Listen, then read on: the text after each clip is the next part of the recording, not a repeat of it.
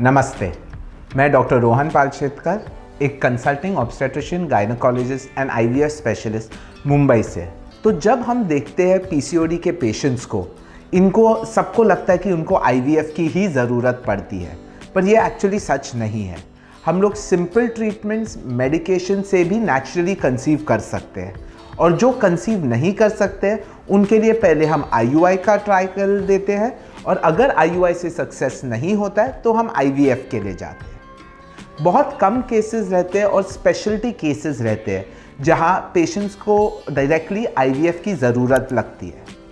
अब जब PCOD patients के बारे में हम बात करने जाए तो आईवीएफ के रिलेटेड थोड़े से कठिनाई रहती है।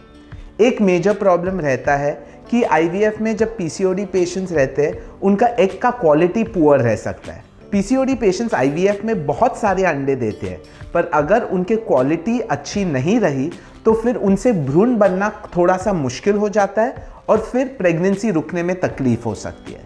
तो इसके वजह से हम जनरली पीसीओडी पेशेंट्स का प्री ट्रीटमेंट करके फिर ही हम लोग आईवीएफ चालू कर सकते हैं।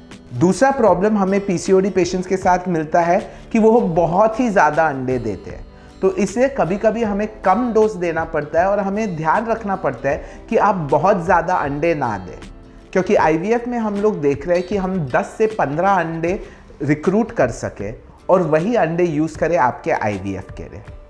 तो इसलिए पीसीओडी जब हम देखने जाए बहुत ही एक एनिग्मेटिक डिजीज़ है, जहाँ पे हम जब ट्रीटमेंट करने जाए उसमें सक्सेस रेट्स रहते हैं और नहीं भी रहते हैं। तो जब आप अपने डॉक्टर के पास जाते हैं पीसीओडी के तकलीफ़ के लिए, आप उनको अपने प्रॉब्लम्स बताइए, पर ऑल्सो उनकी बात समझने की कोशिश करिए, क्योंकि वो चाहते हैं कि आप प्रेगनेंसी जल्द से जल्द कर सके और आपको ज़्यादा टाइम ना लगे। अगर आपके पास कोई कमेंट्स या सजेशंस रहे तो आप अपने कमेंट बॉक्स में नीचे डाल सकते हैं, और मैं आपके क्वेरीज जितने भी जल्दी आंसर कर सकूँगा वो मैं करूँगा। और अगर आपको ये पसंद आया तो प्लीज़ सब्सक्राइब कीजिए हमारे चैनल के लिए। Thank you.